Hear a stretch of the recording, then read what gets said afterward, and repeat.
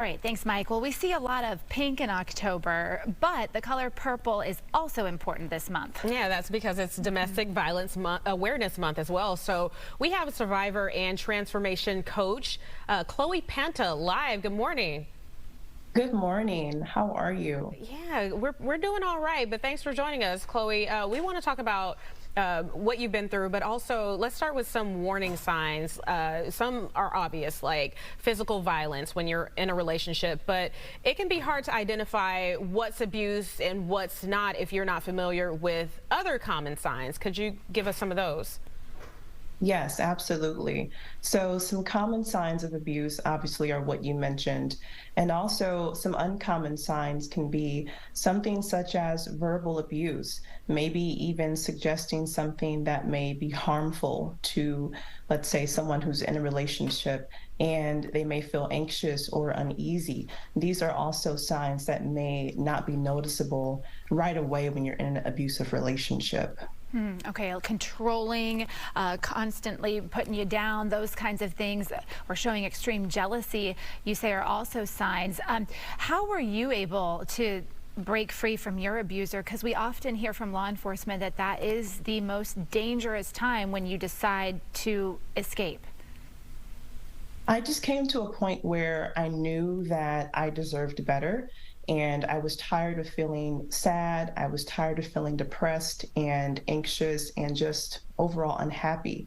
So at that time in my life, I did not reach out to my family or friends because I was fearful of how they would perceive me. So instead, I reached out to organizations that would help me to make the transition, and I got support elsewhere.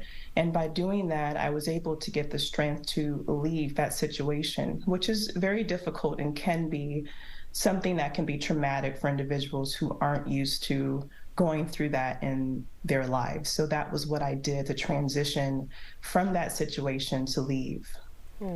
Well, Chloe, some people may hear your story, also hear the other stories that have been coming out in our area, and they wonder, why does someone stay in a situation that does them harm? How would you answer that? I would say we stay in situations that cause us harm because we have low self-worth or limiting beliefs that cause us to stay. And when we're in a situation where we feel that this is the best that we can do, we don't know how to break free from that.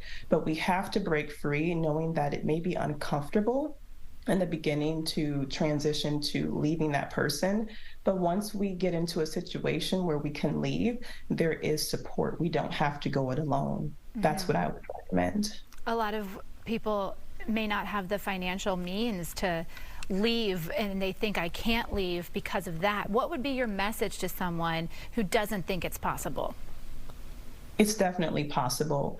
We have a huge support group, and there are a plethora of resources available to us. What I would recommend is to seek out trusted family and friends and get support from them. There is always a way for us to leave someone who is harmful to us, and it's not an excuse to stay. What we can do is reach out to help, and there are so many resources available that will allow us to get the resources that we need to leave that situation, because it's better to leave with support than to stay and to be in a situation where we feel that we're stuck. Thanks, Chloe, so much for sharing your story. I know a lot of people going through it.